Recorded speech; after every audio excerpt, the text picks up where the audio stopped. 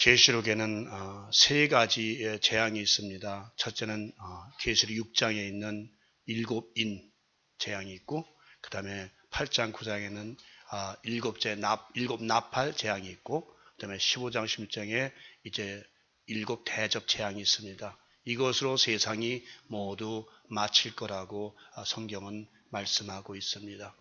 우리가 그 재앙들을 보면 첫째 재앙, 일곱인 재앙은 그러니까 적그리스도, 전쟁, 그리고 기근, 그리고 사망, 질병, 그리고 지진, 이런 거로 인해서 땅의 4분의 1이 망하게 되어 있습니다. 그 다음에 일곱 나팔 재앙에서도 역시 비슷합니다.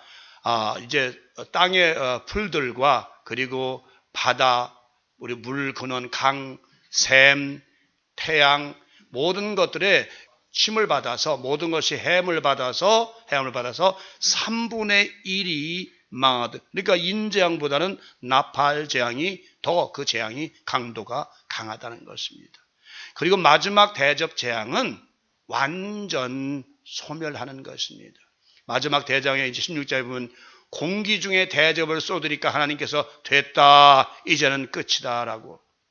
그러니까 우리 인생에게 지금 일곱 인재앙, 일곱 나팔, 일곱 대접 재앙은 우리가 살아가는 삶, 다시 말하면 땅의 수목, 그리고 바다의 강의 물, 햇빛, 공기, 이 모든 것들이 마지막에는 다 멸망하는, 없어지는, 이제 전멸되는 그런 과정까지 미치는 것이 우리의 그 계시록에 있는 재앙의 말씀입니다.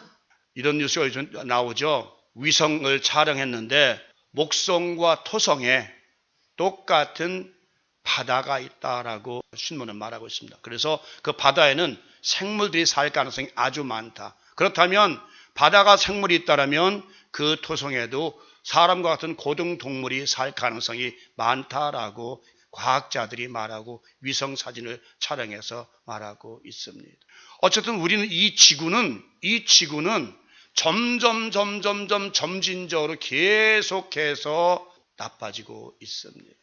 지구가 더 이상 좋아질래야 좋아질 수가 없을 만큼 인생들은 계속해서 땅을, 그리고 공기를, 물을 오염시키고 있습니다. 결국은 제가 여러분 말씀드렸지만 인생들의 마지막 재앙은 결국은 물을 마실 수 없고 공기를, 산소를 느낄 수 없을 만큼 되었을 때 인생들은 망하게 된다는 것입니다. 누가 감히 이런 재앙에서 면할 수 있겠습니까? 공기는 날로 혼탁해지고 있습니다. 날로 오염되어져 가고 있습니다. 물은 날로 오염되어져서 이제는 정수기 없이는 마실 수 없을 만큼 그런 세상이 되었습니다.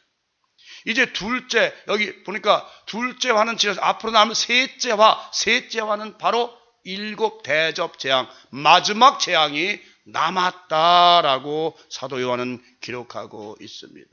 그러니까 세상은 지금 나팔 재앙까지는 이미 이루어지고 있는 과정이고, 이제 마지막 대접 재앙이 남아있는다라고 지금 이야기하고 있는 거죠.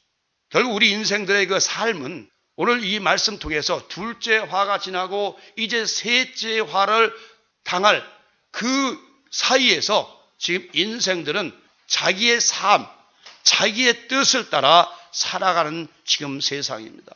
그 마음에 생각하는 바에 따라서 인생 삶이 달라진다는 것입니다. 오늘 이렇게 보면 여러분들이 이 살면서 어떤 생각을 하고 살며 사는가, 내가 지금 어떤 생각 속에서 어떤 삶 가운데서 지금 삶을 영위하고 있는가에 따라서 여러분 삶이 달라진다는 것입니다. 그 마음의 중심적인 생각이 무엇이냐에 따라 그 삶이 다르다는 것입니다. 이 말은 평소 자기의 늘 생각하는 바에 따라서 그 삶이 바뀌게 된다는 것입니다. 이제 예배가 마치고 이 교회당을 떠나 세상으로 나가면 각자의 생각에 따라 그 삶의 현장으로 돌아가게 될 것입니다. 자기들이 원하는 바를 누리기 위하여 발길을 그리로 옮기게 되는 것입니다. 그렇죠. 여러분이 이 예배당을 빠져나가면, 이 교회당을 빠져나가면 그 다음부터는 하나님은 없고 이제 마음속에 원하는 바, 내가 가지고 싶은 바, 내가 즐기고 싶은 것, 내가 보고 싶은 것, 내가 누리고 싶은 것을 누리기 위해서 세상으로 달려간다는 것입니다. 저도 옛날에 어렸을 때부터 교회를 다녔지만 교회만 끝나면 어디론가 달려가기 바쁩니다. 이 말씀을 바꾸어 말하면 하나님 나라를 떠나서 세상 나라로 향하게 된다는 의미인 것입니다.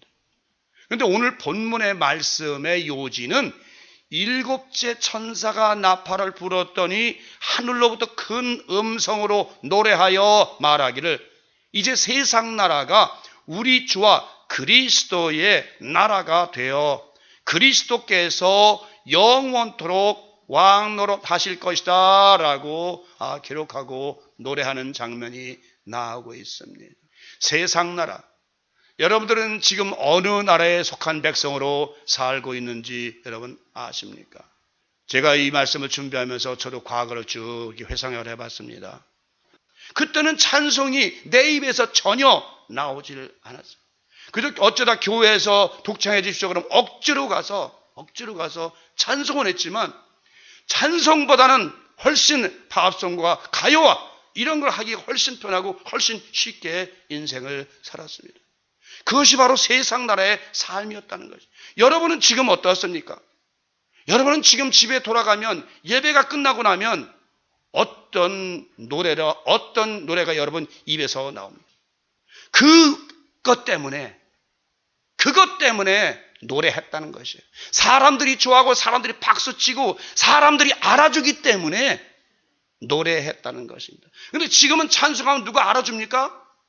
찬송하면 나의 갈 길 다 가도록 해도 그냥 그런가 보다 그러지만 이 세상 나라에 살면서 우리 많은 목사들이나 많은 장로들 다 세상 하나님 나라에 살고 하나님 믿는다고 그러지만 예배당을 딱 떠나고 나면 그 다음부터는 어디예요? 세상 나라에 속해서 세상 사람들과 함께 어우러져서 살게 된다는 것입니다.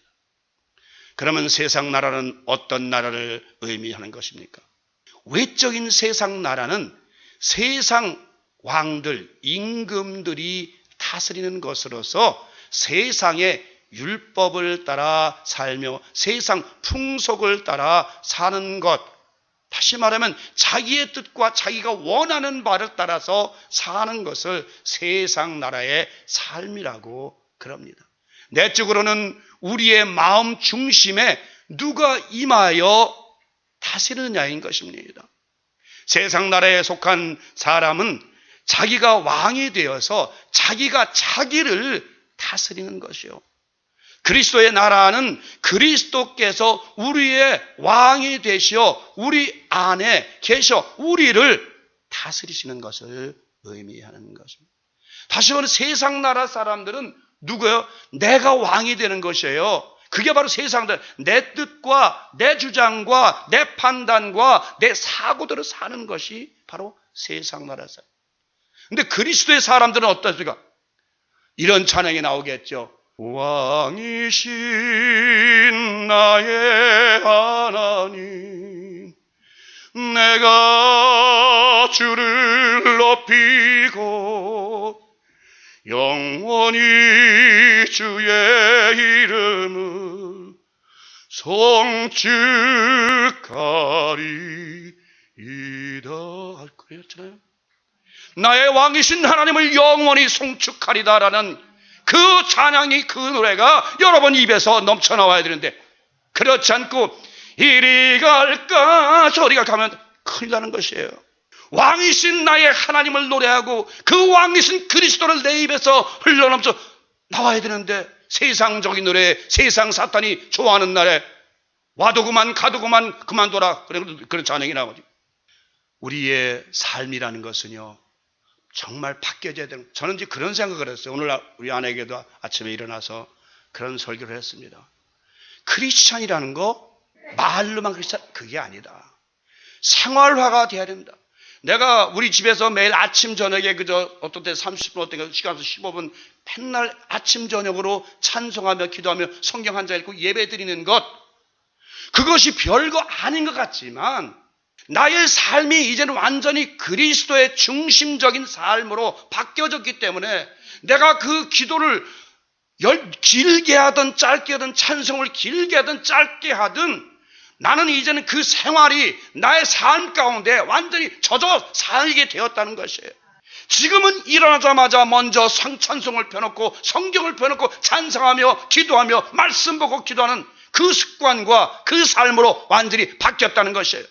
크리스찬 삶이라는 건 별거 아니에요. 여러분들이 뭐 살면서 교회 11조 많이 하고 감사한 것 많이 하고 그게 중요한 것이 아니라 여러분 실제로 삶 자체가 일어나자마자 하나님께 먼저 무릎 꿇고 성경 펴고 찬송 드리고 예배 드리는 것이, 또 잠자기 전에 먼저 집에 돌아오면 하나님께 감사 찬양하고 성경 보고 기도하는 것이, 그것이 우리의 생활이 되었을 때에, 우리의 삶이 완전히 그 생활로 바뀌었을 때에 비로소 우리는 세상 나라에서 하나님 나라로 바뀌어졌다는 것입니다. 누구든지 여러분, 안 믿는 사람도 선행할 수 있어요.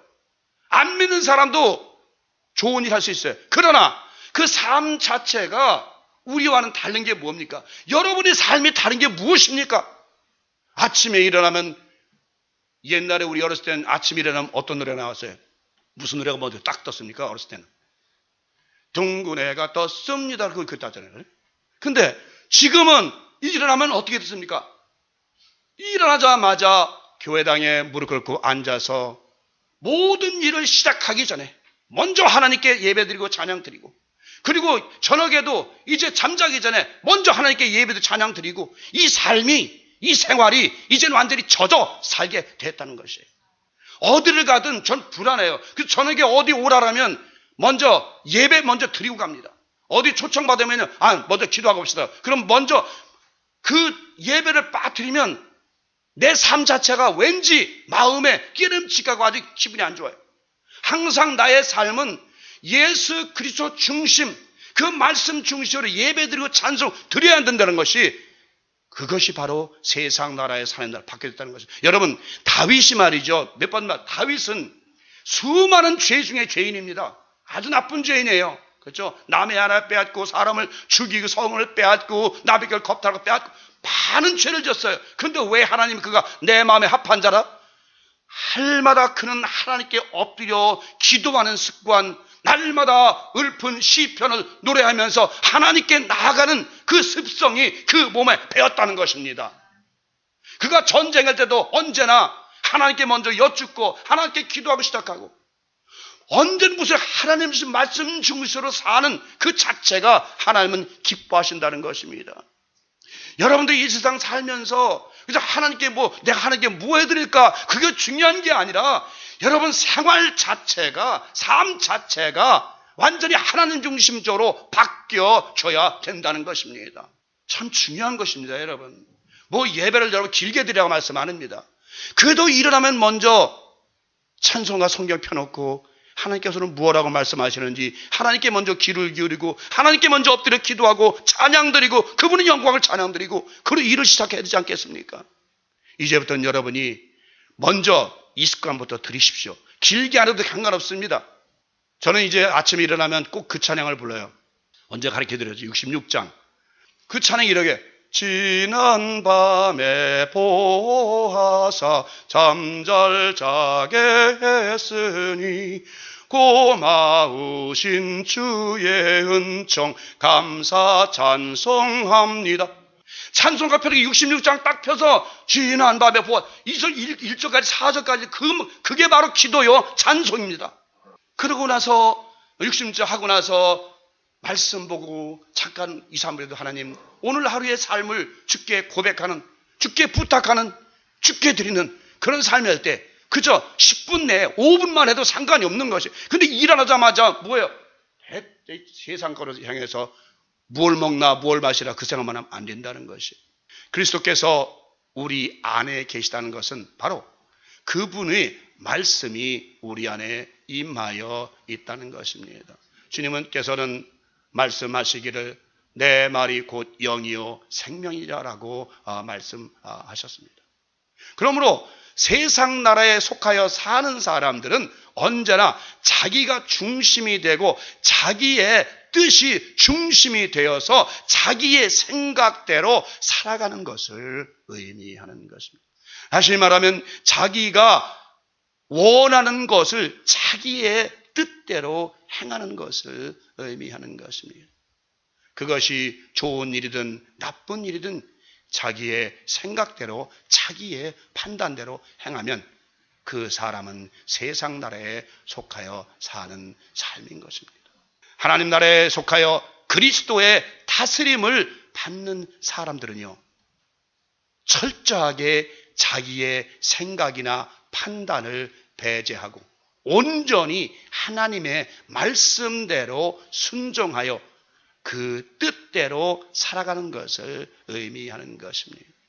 다시 말하면 하나님의 나라에 속하여 말씀으로 다스림을 받고 사는 사람들은 온전히 자기의 뜻이 배제된 채 철저하게 하나님의 말씀이 중심이 되고 그 말씀이 법이 되고 그 길이 되고 그의 생활이 돼야 된다는 것입니다. 여러분, 한국에서 미국으로 이민 오셨죠, 여러분들. 근데 지금 여러분 한국법에 의해서 합니까? 미국법에 의해서 합니까? 미국법에 의해서 살아야 됩니다. 우리는 한국법은 우리에게 접촉이 되질 않습니다. 우린 철저하게 미국법에 의해서 왜요? 미국 시민권자들이니까. 이제 한국에서 미국으로 이민 왔기 때문에 미국의 도움을 받아야 되고 미국의 법에 따라 살아야 되는 것이. 이것이 시민권의 특혜입니다. 여러분이 한국 가도 만약에 이래서 전쟁이 나도 미국군에 연락하면 비행기가 와서 여러분을 실어다가 먼저 미국에 준다. 미국 시민권자는 어디 가든지 미국 군인의 철저한 보호 아래 살게 된다는 것이에요. 이것이 미국 시민권자의 특혜입니다. 마찬가지예요. 하나님의 자녀들도 어디 가든지 철저하게 독수리의 날개 아래 품듯이 하나님이 철저하게 여러분들을 품는다는 것입니다. 이것이 중요한 것입니다. 세상 나라에 살게 되면 누가 보호해요? 사탄이 유혹으로 이끕니다. 이제 세상 나라에 속하여 사는 사람들의 상태를 한번 잠깐 살펴보겠습니다. 고린도전서 6장 9절 10절입니다. 여러분은 불의한 자들이 하나님의 나라를 기업으로 상속받지 못한다는 사실을 알지 못하십니까? 속지 마십시오. 음행하는 사람이나 우상 숭배하는 사람이나 간음하는 사람이나 남자로서 몸을 파는 사람이나 동성연애를 하는 사람이나 도적질하는 사람이나 탐욕이 가득한 사람이나 술에 젖어 사는 사람이나 모함하는 사람이나 약탈하는 자들은 하나님의 나라를 기업으로 상속받지 못할 것입니다라고 기록되어 있어요.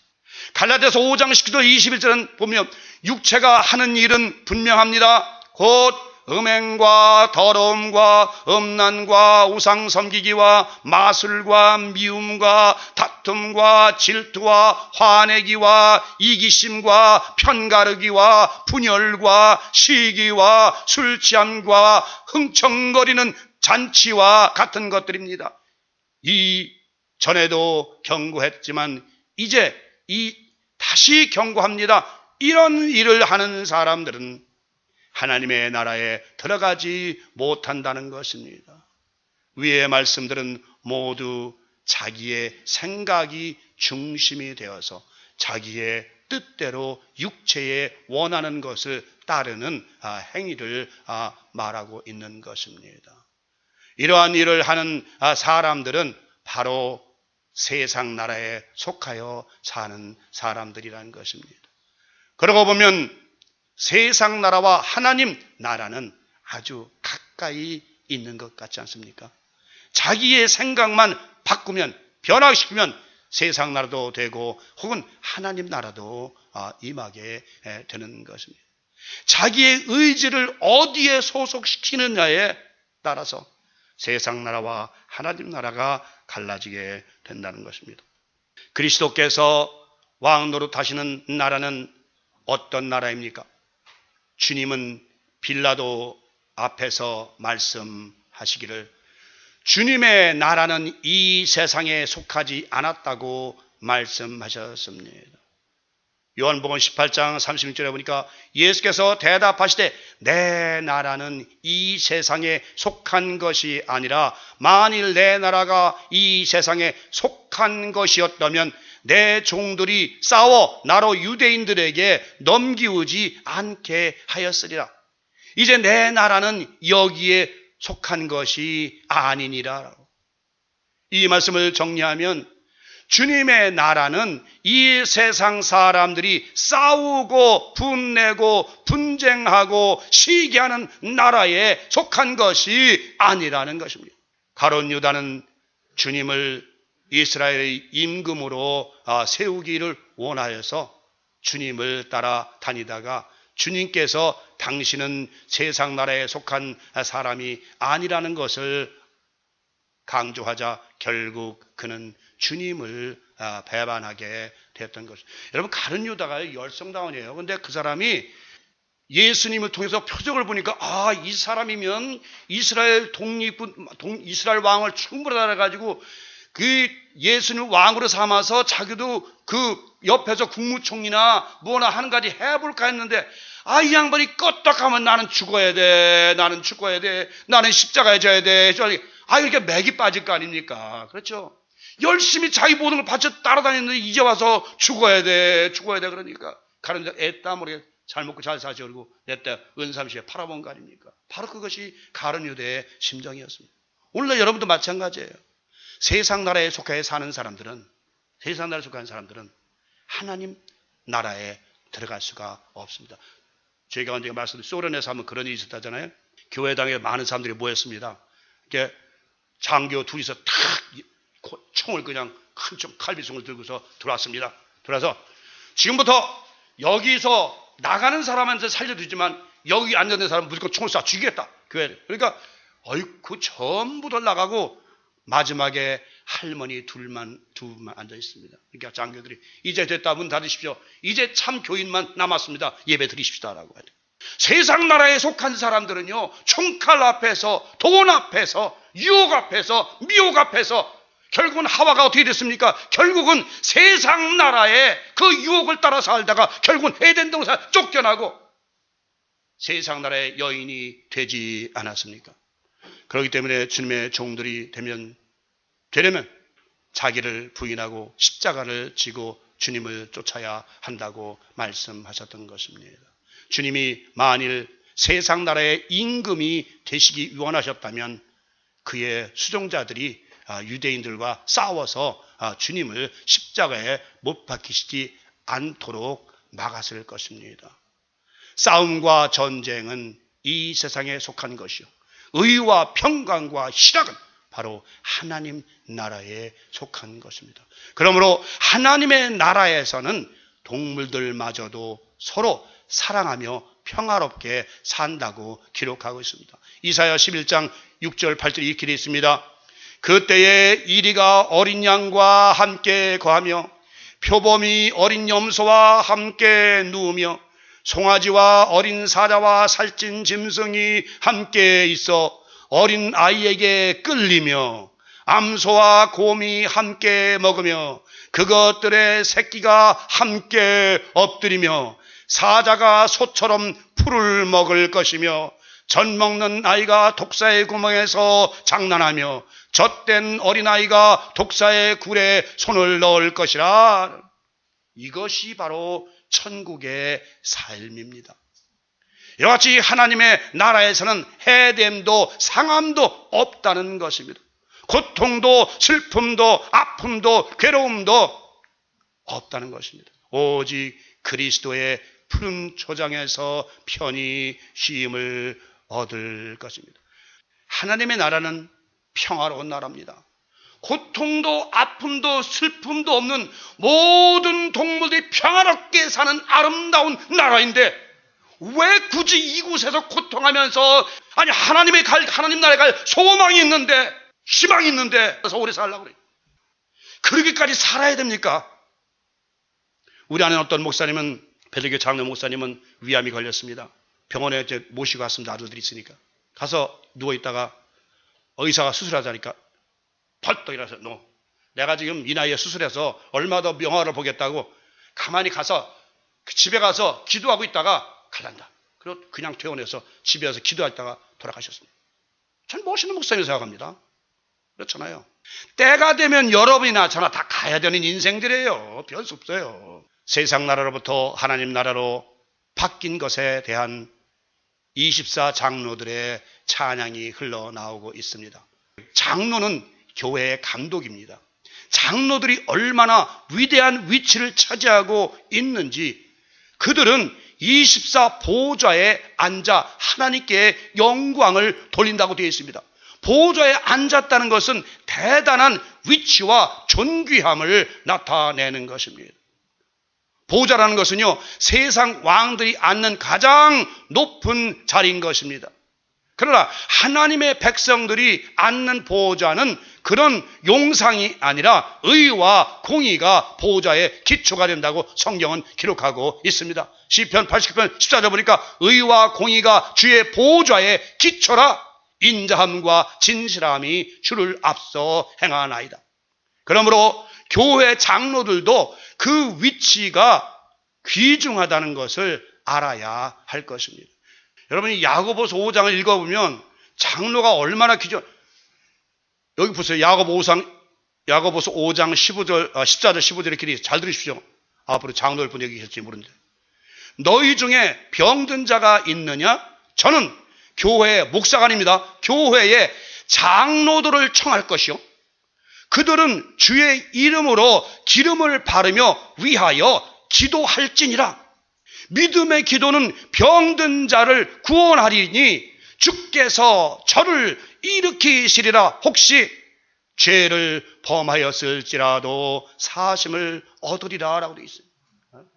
이만큼 교회는 장로가 엄청난 위치요, 대단한 존귀한 자리에 들어, 심지어는 하늘나라에도 24 보좌에 24 장로들이 앉아 있습니다. 24라는 것은 신약 구약의 12지파요, 신약의 12사도를 의미합니다. 바로 24 장로들이 가장 높은 하나님 주위에 가장 가까운 보좌에 앉아서 거룩하다 거룩하다 하나님께 영광과 찬양을 돌리는 그 광경이 계시록에 나오고 있습니다. 오늘날 장로들은 돈만 있으면 장로, 그러기 때문에 교회가 부패되고 타락이 됐습니다. 돈으로 장로되는 것이 아니라 신앙으로, 믿음으로 장로가 되어야 된다는 것입니다. 이 장로가 이 성경에 목사보다도 어느 누구보다도 가장 존귀한 자요, 귀한 자로 성경은 기록하고 있는 것입니다. 그렇기 때문에 교회는 장로가 기둥이 되고 주초가 돼서 이 교회를 이끌고 가야 된다는 것입니다.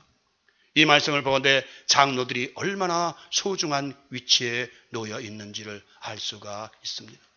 베드로도 장로요, 사도 요한도 장로라고 성경은 기록하고 있습니다. 그죠? 베드로, 사도 요한 다 장로예요. 이제 하나님 나라에서는 마지막으로 하늘의 성전도 열려서 모든 백성에게 보였습니다. 그러자 하늘에 있는 하나님의 성전이 열렸습니다. 그 안에 하나님께서 그의 백성에게 주신 언약궤가 보였습니다. 그죠? 그 순간 번개가 치고 천둥과 지진이 일어나며 큰 우박이 쏟아졌습니다.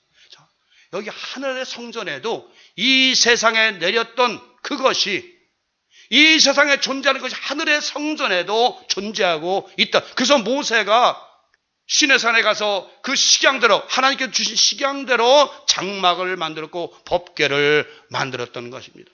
바로 하나님께서 하늘의 성전에 있는 그 모든 것들을 보여주심으로 말미암아서 모세가 그대로 만들었다는 것입니다. 다시 말하면 이 세상 보이는 나라도 있지만 안 보이는 영원한 나라가 또 있다는 것을 여러분 아셔야 될 것입니다. 다시 말하면 우리는 지금 보이는 나라, 세상 나라에 살고 있습니다. 육체의 나라에 살고 있습니다. 모든 동물들과 함께 어우러져 먹고 마시고 살고 있습니다. 그러나 우리에게 가장 중요한 것은 이 육체를 벗어나는 그 순간 아주 복되고 아름다운 나라가 나를 위하여 여러분들을 위하여 기다리고 있다는 것입니다. 사도 바울의 고백 잘하셨습니까? 디모데후서 4장 8절. 이제 나에게 남은 것은 의의 멸근밖에 남은 것이 없다라고 고백을 합니다.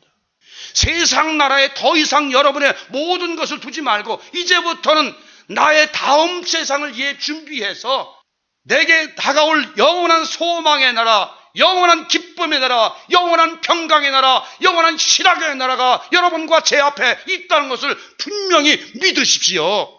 근데 하나님께서는 그 천국을 성경에다 기록하셔서 또한 여러분 마음 가운데 그 천국의 소망이 이루어지도록, 여러분 마음 가운데 천국의 기쁨이 이루어지도록, 천국의 실체가 여러분 마음판에 새겨지도록 말씀을 통해서 하나님은 주셨다는 것입니다. 믿지 않기 때문에 아직도 세상 나라에 속하여 살기를 원하고 육체에 속하여 살기를 원하고 마음이 원하는 걸 따라 살기를 원하는 것입니다. 이제 여러분 말씀을 마칩니다. 여러분은 이제 삶은 이제 이 세상의 육체 가운데 살지만 이제는 지금까지 살아온 것은 이제 나의 중심으로, 내 말 중심으로, 나의 중심으로 살아왔지만 나머지 삶은 온전히 예수 그리스도에게 내가 나의 왕이 되고 그분이 나를 다스리게 하시고 그분이 내 안에 계셔 나를 나를 인도하게 하시고 그분이 나의 왕이요, 그분이 나의 선한 목자요, 그분이 나의 빛이요, 그분이 나의 길이요, 그분이 나의 생명이요, 그분이 나의 영원한 아버지이심을 여러분이 깊이 깨닫시기 바랍니다. 여러분 삶을 통해서 그리스도께서 여러분이 왕이 되시지 못하면, 그렇게 여러분이 선한 목자가 되시지 못하면 절대로 여러분은 하늘나라에 들어갈 수가 없습니다. 이제 여러분 안에 그리스도가 계셔서 그분이 왕이 되시고 그분이 선한 목자가 되셔서 여러분을 인도하는 대로 여러분을 그분의 음성을 따라서 사시는 진실한 착한 양들 되시기를 성부와 성자와 성령 이름으로 간절히 축원을 드립니다.